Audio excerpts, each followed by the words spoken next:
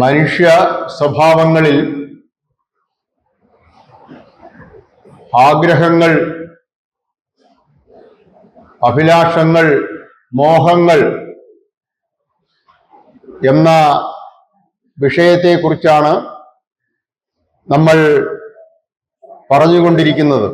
വളരെ കുഞ്ഞായിരിക്കുമ്പോൾ തന്നെ നമ്മൾ സമൂഹത്തിൽ നിന്നും ധാരാളം പാഠങ്ങൾ പഠിക്കുന്നു. അതിലേറ്റവും പ്രധാനപ്പെട്ടത്, നമ്മൾ പോലും അറിയാതെ നമ്മൾ പഠിക്കുന്നത്, സമൂഹത്തിൽ മറ്റുള്ളവർ സന്തോഷവും സംതൃപ്തിയും നേടുന്നത് പലതരം ബാഹ്യ വസ്തുക്കൾ സ്വന്തമാക്കിക്കൊണ്ടാണ് എന്ന് നമ്മൾ അറിയുന്നു. സമൂഹത്തിലെ ആൾക്കാർക്ക് പല പല വസ്തുക്കൾ സ്വന്തമായിട്ടുണ്ടെന്നും അതുള്ളതുകൊണ്ടാണ് അവർക്ക് സമൂഹത്തിൽ വിലയും നിലയും ഉണ്ട് എന്നതും അതുകൊണ്ടാണ് അവർക്ക് സമാധാനവും സന്തോഷവും ലഭിക്കുന്നത് എന്നും നമ്മൾ വളരെ ചെറുപ്പത്തിലേ തന്നെ പഠിക്കുന്നു. നമ്മൾ സമൂഹത്തിൽ നിന്നും പഠിക്കുന്നു, സമൂഹം നമ്മളെ പഠിപ്പിക്കുന്നു. ഈ രണ്ട് കാര്യങ്ങളും സംഭവിക്കുന്നത് മെക്കാനിക്കലായിട്ടാണ്, യാന്ത്രികമായിട്ടാണ്. ആരും നമ്മളെ പിടിച്ചിരുത്തി പഠിപ്പിക്കുന്നതല്ല, നമ്മൾ സ്വയം സമൂഹത്തിൽ നിന്നും ഉൾക്കൊള്ളുകയാണ് ചെയ്യുന്നത്. നമ്മൾ പോലും അറിയാതെ സംഭവിക്കുന്ന ഒരു പ്രവൃത്തിയാണ്. നമ്മുടെ ജീവിതം തന്നെ അങ്ങനെയാണ് രൂപപ്പെടുന്നത്. നമ്മളൊരു സമൂഹ ജീവിയായി മാറുന്നത് നമ്മൾ പോലും അറിയാതെയാണ്. നമ്മൾ സമൂഹത്തിൽ നിന്നും പഠിക്കുന്നു, സമൂഹം നമ്മളെയും പഠിപ്പിക്കുന്നു. അതിലേറ്റവും വലിയ പാഠം, വ്യത്യസ്തമായ രീതികളിലുള്ള വസ്തുക്കൾ ഉണ്ടെങ്കിലാണ് നമുക്ക് സമാധാനവും സന്തോഷവും ഉണ്ടാവുകയെന്ന് നമ്മൾ പഠിക്കുന്നു. അതുകൊണ്ട് തന്നെ വളരെ കുട്ടിയായിരിക്കുമ്പോൾ തന്നെ നമ്മൾ ഓരോ കാര്യങ്ങൾ നേടിയെടുക്കാനും അതിലൂടെ സന്തോഷിക്കാനുമുള്ള ആഗ്രഹങ്ങളാൽ നിറയുന്നു. വളരെ ചെറുപ്പത്തിൽ തന്നെ നമ്മൾ ഓരോന്ന് നേടിയെടുക്കണം. അങ്ങനെ നേടിയെടുത്ത് അതിലൂടെ സന്തോഷം കണ്ടെത്തണമെന്നുള്ള ആഗ്രഹങ്ങളാൽ നമ്മൾ നിറഞ്ഞു തുടങ്ങുന്നു. നമ്മൾ പോലും അറിയാതെ ധാരാളം ആഗ്രഹങ്ങൾ നമ്മളിൽ നിറയാൻ അങ്ങനെയാണ് കാരണമുണ്ടാവുന്നത്. അതൊരു തെറ്റായിട്ട് നമ്മൾ ഒരിക്കലും ചിന്തിക്കേണ്ട കാര്യമില്ല. അങ്ങനെയല്ല, പകരം സമൂഹത്തിൽ അങ്ങനെയാണ് മറ്റുള്ളവർ ജീവിക്കുന്നത്. അത് കണ്ട് ജീവിക്കാനുള്ള ആഗ്രഹമാണ് നമ്മളിൽ ഉണ്ടാകുന്നത്. ഓരോന്ന് നേടിയെടുക്കാൻ നമ്മൾ ശ്രമിച്ചു തുടങ്ങുന്നു. പ്രായം കൂടുന്നതിനനുസരിച്ച് നമ്മളിൽ ആഗ്രഹങ്ങൾ വളരുന്നു. ഓരോ പ്രായത്തിലും നമുക്ക് ഓരോ ആഗ്രഹങ്ങൾ. നമ്മുടെ ശരീരം കുറെ ആഗ്രഹങ്ങളെ നമുക്ക് നൽകുന്നു. ഈ പ്രകൃതി നമ്മളിൽ ആഗ്രഹങ്ങൾ നിറയ്ക്കുന്നു. ഇത് രണ്ടും പോരാഞ്ഞിട്ട് സമൂഹം നിറയെ ആഗ്രഹങ്ങൾ, നമ്മൾ അതിന്റെ ഭാഗമാകുന്നു. അതുകൊണ്ട് തന്നെ നമ്മുടെ പ്രായം കൂടുന്നതിനനുസരിച്ച് നമ്മുടെ ആഗ്രഹങ്ങളുടെ അളവും എണ്ണവും വ്യാപ്തിയും കൂടുന്നു. നമ്മുടെ ആഗ്രഹങ്ങൾക്കും പ്രതീക്ഷകൾക്കും അനുസരിച്ചാണ് എല്ലാം സംഭവിക്കുന്നത് എന്ന് നമ്മൾ ഉറച്ചു വിശ്വസിക്കുന്നു. വളരെ ചെറിയ പ്രായത്തിൽ നമുക്ക് സംഭവിക്കുന്ന വലിയൊരു അബദ്ധമാണ് നമ്മൾ പറഞ്ഞുകൊണ്ടിരിക്കുന്നത്. ഇതൊരു അബദ്ധമാണെന്ന് നമ്മൾ പിന്നെ ഒരിക്കലും തിരിച്ചറിയുകയുമില്ല. ഇങ്ങനെയുള്ള അവസരത്തിൽ അതിനെക്കുറിച്ച് നമ്മൾ കേട്ട് മനസ്സിലാക്കാതെ മരണം വരെ നമ്മൾ ഇതറിയില്ല. നമ്മുടെ ആഗ്രഹങ്ങൾക്കും പ്രതീക്ഷകൾക്കും അനുസരിച്ച് നമ്മുടെ ജീവിതത്തിൽ കാര്യങ്ങൾ സംഭവിക്കുമെന്ന് നമ്മൾ വളരെ കുഞ്ഞുനാളിലെ ഉറച്ചു വിശ്വസിക്കുന്നു. അതിനുവേണ്ടി നമ്മൾ നിരന്തരം ശ്രമിക്കുകയും ചെയ്യുന്നു. അങ്ങനെ ശ്രമിക്കുമ്പോൾ നമ്മുടെ ചില ആഗ്രഹങ്ങൾ മാതാപിതാക്കൾ നേടിത്തരുന്നതാവാം, ബന്ധുക്കൾ തരുന്നതാവാം, നമ്മൾ തന്നെ നേടിയെടുക്കുന്നതാവാം. സ്കൂളിലൊക്കെ പഠിക്കുമ്പോൾ മാർക്കിന്റെ കാര്യത്തിൽ, സ്കൂളിൽ പോകാനുള്ള ഡ്രസ്സിന്റെ കാര്യത്തിൽ, ബുക്കിന്റെ കാര്യത്തിൽ കുറെ ചെറിയ ചെറിയ ആഗ്രഹങ്ങൾ, പ്രത്യേക പെൻസിൽ വേണം, പ്രത്യേകിച്ച് പേന വേണം എന്നൊക്കെ ഉള്ള ആഗ്രഹങ്ങളൊക്കെ കുറേയൊക്കെ നമുക്ക് വീട്ടുകാരും മറ്റു രീതിയിലൊക്കെ സാധിച്ചു തരും. അപ്പോൾ നമ്മൾ ധരിക്കുന്നത് നമ്മുടെ ആഗ്രഹങ്ങൾ ഇങ്ങനെ സാധിച്ചുകൊണ്ടേയിരിക്കും. നമ്മുടെ പ്രായം കൂടും, നമ്മുടെ ആഗ്രഹത്തിന്റെ രീതി മാറും. ആഗ്രഹത്തിന്റെ രീതി മാറിയിട്ട് അതിന്റെ അളവ് മാറുമ്പോൾ അതിനനുസരിച്ച് നമുക്ക് അത് നിറവേറ്റാനുള്ള ഒരു തോന്നലുണ്ടാവും. അങ്ങനെ തോന്നുന്നതനുസരിച്ച് നമുക്ക് സന്തോഷം ലഭിക്കുമെന്ന് നമ്മൾ കണ്ടെത്തും. ഇത് നമ്മൾ ശരിക്കും ഈ ജീവിതത്തിൽ നമ്മൾ കാര്യമായി കെണിയിൽപ്പെടുന്ന, വളരെ വലിയൊരു വെട്ടിൽ വീഴുന്ന അവസ്ഥയാണ് ഈ ആഗ്രഹങ്ങൾ. നമ്മൾ പോലും അറിയാതെ നമ്മളിലോട്ട് കടന്നു വന്ന് നമ്മൾ അത് വളരെയധികം ശക്തമായി നിലയുറപ്പിക്കുന്നു. ചെറുപ്രായത്തിൽ ചെറിയ ചെറിയ ആഗ്രഹങ്ങൾ കുറേയൊക്കെ നടക്കും, കുറേയൊക്കെ നടക്കാതെ പോകും. വളരെ കുഞ്ഞായിരിക്കുമ്പോൾ നമ്മളത് വിസ്മരിക്കും, മറക്കും. പക്ഷെ ക്രമേണ നമ്മുടെ കൗമാരപ്രായത്തിലോട്ടൊക്കെ എത്തുമ്പോൾ ആഗ്രഹങ്ങൾ അതിന്റെ രൂപവും ഭാവവും മാറി മോഹങ്ങളായി മാറും, അത് ആസക്തിയായി മാറും, അത് തൃഷ്ണയായി മാറും, ഒടുവിൽ അത് വളർന്ന അതിമോഹമായി മാറും. ഇതൊന്നും നമ്മൾ അറിയില്ല. ഇതെല്ലാം നമ്മൾ ഒരു വാക്കിൽ നിർത്തുന്നു: ആഗ്രഹം. എന്റെ ഒരു ആഗ്രഹം, എനിക്കത് നേടണം, എനിക്കിത് നേടണം എന്നുള്ള എന്റെ ആഗ്രഹം. നമ്മൾ തനിച്ചല്ല ഈ ആഗ്രഹങ്ങൾ ഉണ്ടാക്കുന്നത്. വീട്ടുകാർക്ക് പ്രധാന ഉത്തരവാദിത്വമുണ്ട്, മാതാപിതാക്കൾക്ക് ശരിക്കും അത് ഉത്തരവാദിത്വമുണ്ട്. അവർക്കറിയില്ല, നമ്മളെ പോലെ തന്നെ അവരുടെ ആഗ്രഹങ്ങൾ കുട്ടികളിലേക്ക് അവർ അടിച്ചേൽപ്പിക്കും. കുട്ടികളുടെ നേട്ടം വെച്ചിട്ടാണ് പിന്നെ സമൂഹത്തിൽ നമുക്ക് വില ഉണ്ടാകുന്നത് എന്ന് മാതാപിതാക്കൾ ഉറപ്പിച്ച് വിശ്വസിക്കുന്നു. അതിനുവേണ്ടി കുട്ടികളെ വളരെ വലിയ അവസ്ഥകളിലേക്ക് എത്തിക്കാൻ മാതാപിതാക്കൾ ആഗ്രഹിക്കുന്നു. കാരണം അവരുടെ ജീവിതത്തിൽ അവർ ഉദ്ദേശിച്ചതുപോലെ വിജയിച്ചില്ല എന്ന് ലോകത്തിലെ ബഹുഭൂരിപക്ഷം മാതാപിതാക്കളും ഉറച്ചു വിശ്വസിക്കുന്നു. അവര് കിണഞ്ഞ് പരിശ്രമിച്ചതാ. അവർ പലതും നേടാൻ ആഗ്രഹിച്ചു, കുറെയൊക്കെ നേടി. പക്ഷേ എത്ര നേടിയാലും ആഗ്രഹത്തിന്റെ ഒരു പ്രത്യേകത, നേടിയതൊന്നും നമുക്കൊരു തൃപ്തിയും തരില്ല. നമ്മുടെ മനസ്സ് കളിക്കുന്ന കളിയാണ്. നമ്മൾ പലതും നേടുന്നുണ്ട്, 10, 5 നേടുന്നുണ്ട്. പക്ഷെ ഈ 5 നമുക്ക് പോരാ. നമുക്ക് 10ന്റെ ഭാഗത്ത് 15, 20 മാറിക്കൊണ്ടിരിക്കുന്നു. ഒടുവിൽ മാതാപിതാക്കൾ അത് കുട്ടികളിൽ അടിച്ചേൽപ്പിക്കുന്നു. കുട്ടികളോട് പറയുന്നു, നിങ്ങൾ അതാവൂ, എന്റെ ആഗ്രഹം ഇതാണ്, എനിക്ക് അത് നിങ്ങൾ. അങ്ങനെ കുട്ടികളിൽ ആ ആഗ്രഹം നിറയുന്നു. ഇതിങ്ങനെ തലമുറയായി മാതാപിതാക്കൾ കുട്ടികൾക്ക് കൈമാറി വരുന്ന ഒരു പ്രത്യേക അവസ്ഥയുണ്ട് ഈ ആഗ്രഹങ്ങൾ. അങ്ങനെ എല്ലാവരും കൂടെ ചേർന്നാണ് ഒരു മനുഷ്യനിൽ കുറേയേറെ ആഗ്രഹങ്ങൾ കുത്തി നിറയ്ക്കുന്നത്. ഒരിക്കലും നടക്കാത്ത, ഒരിക്കലും സംഭവിക്കാത്ത തൃഷ്ണ പോലുള്ള അധിക മോഹങ്ങൾ പോലുള്ള അതീവ മോഹങ്ങളിലേക്ക് നമ്മൾ ചെന്ന് ചാടുന്നു. ഒരു കാരണവശാലും പിന്നെ നമുക്ക് മനസമാധാനം എന്താണെന്ന് അറിയാൻ പറ്റാതെ വരുന്നു. നമ്മുടെ ജീവിതത്തിൽ നമ്മൾ എപ്പോഴും അസംതൃപ്തിയും അസ്വസ്ഥതയും മാത്രം അനുഭവിക്കുന്നു.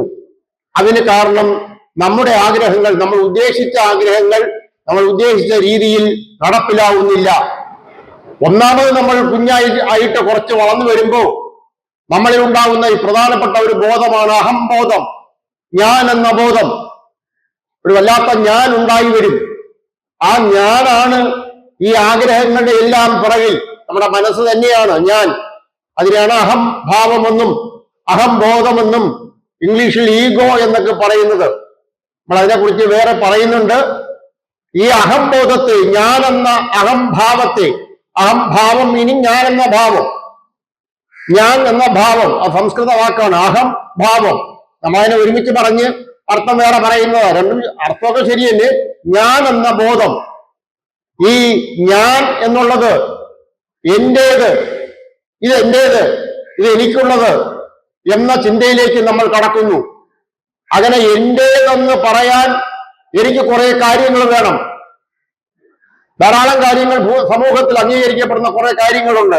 അതെല്ലാം എന്റേത്, എനിക്കുള്ളത്, എന്റേതും എനിക്കുള്ളതും എന്നുള്ള രണ്ട് വാക്കിൽ നമ്മുടെ ജീവിതം തളച്ചിടപ്പെടുന്നു. അതിന്റെ അളവ് കൂട്ടാൻ ശ്രമിക്കുന്നു. എന്റേതെന്ന് പറയുന്ന നമ്മുടെ ധാരണ എന്റേതുകൾ കൂടുമ്പോൾ നമുക്ക് സമാധാനവും സന്തോഷവും കൂടുമെന്ന. പ്രായം കൂടിയവർക്കറിയാം എന്റേതുകൾ എത്രയായിട്ടും ഒരു രക്ഷയുമില്ല. പ്രായം കുറഞ്ഞവർക്ക് അത് മനസ്സിലാവില്ലെന്നേ ഉള്ളൂ. എന്റേതുകളുടെ എണ്ണം കൂടുക, എനിക്കുള്ളത് എന്നുള്ളതിന്റെ എണ്ണം കൂട്ടുക, അളവ് കൂട്ടുക. അത് എന്തും ആവട്ടെ, എന്തെല്ലാം കാര്യങ്ങൾ, നമ്മുടെ ജീവിതത്തിലെ മിക്ക കാര്യങ്ങളും എന്റേതും എനിക്കുള്ളതുമാണ്. ഞാനെന്ന് പറയുന്ന ആ അവസ്ഥയ്ക്ക് കൊടുക്കുന്ന പ്രാധാന്യം എന്റേതും എനിക്കുള്ളതുമാണ്. ഇത് എന്റേത്, ഇത് ഞങ്ങളുടേത്, ഇത് എനിക്കുള്ളത്. അത് വസ്തുവാവട്ടെ, ഒരു ഭാവമാവട്ടെ, സൗന്ദര്യമാവട്ടെ, ആരോഗ്യമാവട്ടെ, പണമാവട്ടെ, പ്രശസ്തിയാവട്ടെ, എന്തും. നമ്മൾ എപ്പോഴും പറയുന്ന കുറെ വാക്കുകളുണ്ടല്ലോ, ഇതെല്ലാം എനിക്ക് വേണം, ഇതെല്ലാം എനിക്ക് വേണമെന്നുള്ളതാണ് നമ്മുടെ ആഗ്രഹം. അതിനുവേണ്ടിയാണ് നമ്മുടെ ശ്രമവും നമ്മുടെ ജീവിതവും. മരണം വരെ നമ്മൾ സംതൃപ്തിയോടുകൂടി ജീവിക്കാൻ പോകുന്നില്ല. നമുക്കൊരിക്കലും നമ്മുടെ ആഗ്രഹങ്ങളെ പരിപൂർണമായും പൂർത്തീകരിക്കാൻ കഴിയില്ല. കാരണം ഒരിക്കലും സംഭവിക്കാൻ സാധ്യതയില്ലാത്ത കാര്യങ്ങളാണ് നമ്മൾ സമൂഹത്തിൽ നിന്നും പഠിച്ചിട്ട് എനിക്ക് വേണം, എന്റേതാകണം എന്ന് നമ്മൾ ആഗ്രഹിക്കുന്നത്. കൂടുതൽ കൂടുതൽ നേടാൻ വേണ്ടി നമ്മൾ യാത്ര ആരംഭിക്കുന്നു. അങ്ങനെ കൂടുതൽ കൂടുതൽ നേടുന്നതിനനുസരിച്ച് എന്റെ അഹംബോധം തൃപ്തിപ്പെടുകയല്ല ചെയ്യുന്നത്. ഞാനെന്ന എന്റേതെന്ന അഹംബോധം വാസ്തവത്തിൽ തൽക്കാലം തൃപ്തിപ്പെടും. ഒന്ന് കിട്ടുമ്പോൾ ഒരു 5-10 മിനിറ്റ്, അല്ലെങ്കിൽ ഒരു മണിക്കൂർ, ഒരു ആഴ്ച, ഒരു മാസം.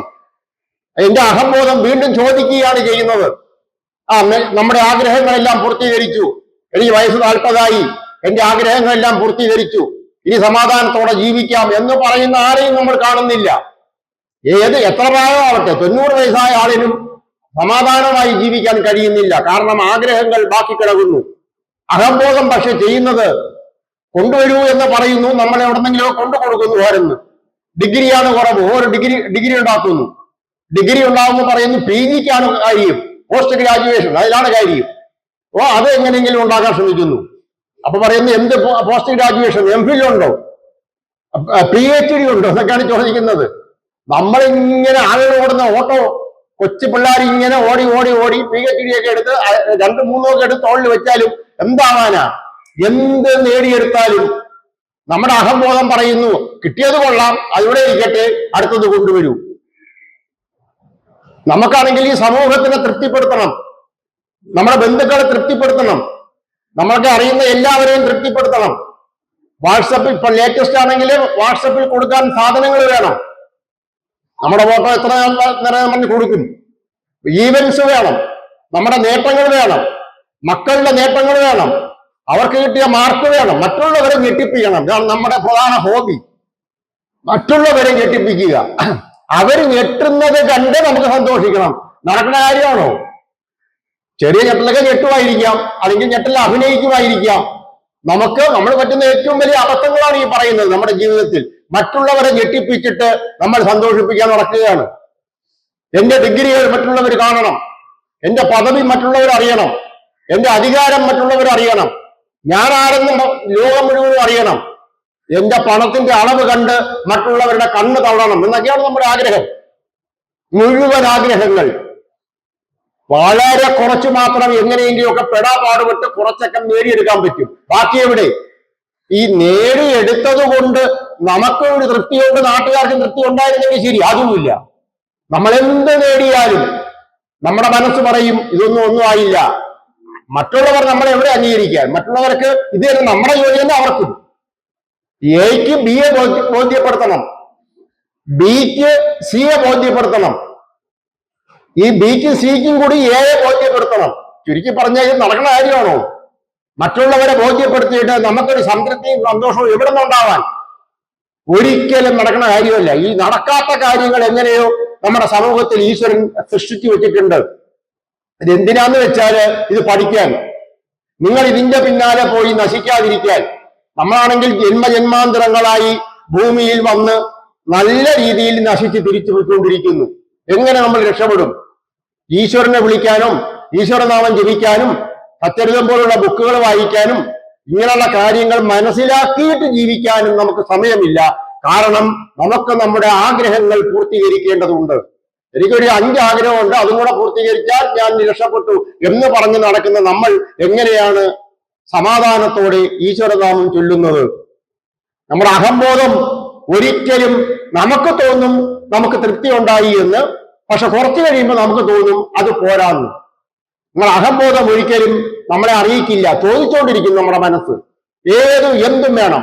ഞാൻ എപ്പോഴും പറയുന്നില്ലേ, എന്ത് കണ്ടാലും അത് നമുക്ക് വേണം, നല്ലതെല്ലാം നമുക്ക് വേണം. കിട്ടാത്തതിന് ഭയങ്കരമായ ദുഃഖവും സങ്കടവുമാണ്. അതിന്റെ പേരിലാണ് നമ്മൾ പ്രാർത്ഥിക്കാൻ പോകുന്നത്. അവിടെ ചെന്ന് ഭഗവാനോട് പറയുന്നതെല്ലാം എനിക്ക് അതും ഇതുമൊക്കെ വേണമെന്നാണ്. ചിലപ്പോൾ നമ്മൾ യഥാർത്ഥമായ പ്രാർത്ഥന നടത്തുന്നുണ്ട്. ചില പ്രശ്നങ്ങൾ, നമുക്ക് രോഗം, മറ്റുള്ള കാര്യങ്ങൾ അങ്ങനെയൊക്കെ വരുന്നുണ്ട്, അതൊക്കെ വേറെ.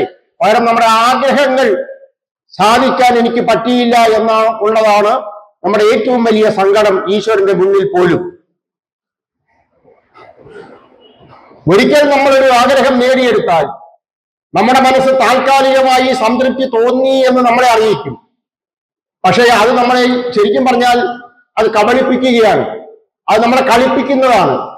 കാരണം കുറച്ചു കഴിയുമ്പോൾ നമ്മുടെ മതിഭ്രമം പോലെ നമുക്ക് തോന്നുന്നതാണ്, ഇപ്പൊ എനിക്ക് തൃപ്തിയായി, ഇനി പ്രശ്നമില്ല എന്നൊക്കെ തോന്നി നമ്മൾ ഇത്തിരി ഒന്ന് സ്വസ്ഥമായിട്ട് ഇരിക്കുമ്പോൾ നമുക്ക് വീണ്ടും അടുത്ത ആഗ്രഹം ഉദിക്കുന്നു. മനസ്സ് അടുത്ത ആഗ്രഹം കൊണ്ടുവരുന്നു. ഒന്നാണെങ്കിൽ കുഴപ്പമില്ല, എപ്പോഴും ഇങ്ങനെ വരിയായി ആഗ്രഹങ്ങൾ കൊണ്ടുവരുന്നു. അതുപോരാ, ഇതുപോരാ, ഇതുകൊണ്ട് എന്താവാൻ? നമുക്ക് ജീവിതത്തിലെടുത്ത് നോക്കിയാൽ മതി. നമുക്ക് എത്തിച്ചേരാൻ പറ്റാത്ത എവിടെയൊക്കെ നമ്മൾ എത്തിയിട്ടുണ്ട്. നമ്മൾ പറഞ്ഞ കുഞ്ഞുനാളിൽ എത്താൻ സാധ്യതയില്ല എന്ന്, അല്ലെങ്കിൽ അതിനെക്കുറിച്ച് അറിയുക പോലും ഇല്ലാത്ത സ്ഥലങ്ങളിൽ നമ്മൾ എത്തി. എന്നിട്ടും അവിടെ എത്തിയിട്ട് നമ്മൾ ചുറ്റിലും നോക്കുമ്പോൾ കാണുന്നത് ശൂന്യതയാണ്. ഒന്നും ആയില്ല എന്നൊരു തോന്നലാണ്. എപ്പോഴാണ് ആവുന്നത്? 50 വയസ്സിലാവുന്നില്ല, 60 വയസ്സിലാവുന്നില്ല, ഏത് വയസ്സിൽ എന്നാവാൻ? ഇത് കാര്യം മനസ്സിലാക്കിയിട്ട് നമ്മൾ ഇത് അവസാനിപ്പിക്കുക, അപ്പോഴേ രക്ഷപ്പെടുള്ളൂ. നമ്മൾ ഈ മനസ്സിനോട് പറയുക, ഇനി നിന്റെ ആഗ്രഹങ്ങളൊന്നും വേണ്ട, അതവിടെ ഇരിക്കട്ടെ. ഞാൻ ഇത്രയും കാലം ഓടിയല്ലോ, കുറെയൊക്കെ ചെയ്തല്ലോ, എനിക്ക് ആവശ്യത്തിനുള്ളൊക്കെ മതിയായി, ഇനി വലിയ ആഗ്രഹങ്ങളൊന്നും ഇല്ല എന്ന് പറഞ്ഞ് നമ്മൾ അവസാനിപ്പിക്കാൻ എപ്പോഴാണോ നമുക്ക് പറ്റുന്നത്, അത്ര എളുപ്പമല്ല. മനസ്സിനെ നിയന്ത്രിക്കണം, അതത്ര എളുപ്പമല്ല. അങ്ങനെ ഏതുവരെ നമ്മൾ ഓടിയാലും അവസാനം മനസ്സിനോട് മതിയാക്കൂ, നിന്റെ ഈ ആഗ്രഹങ്ങൾ എന്നെ ഏൽപ്പിക്കുന്നത് മതിയാക്കൂ. അതിന് മനസ്സിനെ നമ്മൾ തിരിച്ചറിയണം, മനസ്സിനെ നിയന്ത്രിക്കാൻ നമ്മൾ അറിയണം. അത് മനസ്സിനെ കുറിച്ച് നമ്മൾ പഠിക്കണം. നമുക്ക് മനസ്സിനെ കുറിച്ചുള്ള വിഷയം വന്നില്ല, അത് വരും. അത് വരുമ്പോൾ ഇതൊക്കെ തന്നെയാണ് നമ്മൾ വീണ്ടും പറയുന്നത്. ഏതാണ്ട് നിങ്ങൾ മനസ്സിലാക്കൂ, നമ്മൾ ഒരു വിഷയം പറയുമ്പോൾ ആ വിഷയം വേറൊരു വിഷയത്തിലും കൂടെ കയറി വരും. കാരണം ഇതെല്ലാം പരസ്പര ബന്ധിതമാണ്. അഹംബോധം അത് വരാൻ പോകുന്ന ഒരു വിഷയമാണ്. അത് പറയുമ്പോൾ നമ്മൾ ആഗ്രഹം പറയും, ആഗ്രഹം പറയുമ്പോൾ അഹംബോധം വരും, ഈഗോ. ഇത് രണ്ടും പറയുമ്പോൾ മനസ്സിനെ കുറിച്ച് പറയും. മനസ്സിനെ കുറിച്ച് അറിയണമെങ്കിൽ ഇത് രണ്ടും അറിയണം, കാരണം ഇതെല്ലാം ഉണ്ടാക്കുന്നത് മനസ്സാണ്. അപ്പൊ ഇങ്ങനെ കുറെ കാര്യങ്ങൾ അറിഞ്ഞിട്ട് നമ്മൾ സമാധാനത്തോടെ ഇരിക്കാതെ നമ്മൾ ആഗ്രഹം പൂർത്തീകരിച്ചിട്ട് ഇരിക്കാൻ ശ്രമിച്ചാൽ മരണം വരെ ഈ ഭൂമിയിലാരും അവരുടെ ആഗ്രഹങ്ങൾ പൂർത്തീകരിച്ചിട്ട് സമാധാനത്തോടെ ജീവിച്ച ചരിത്രമില്ല.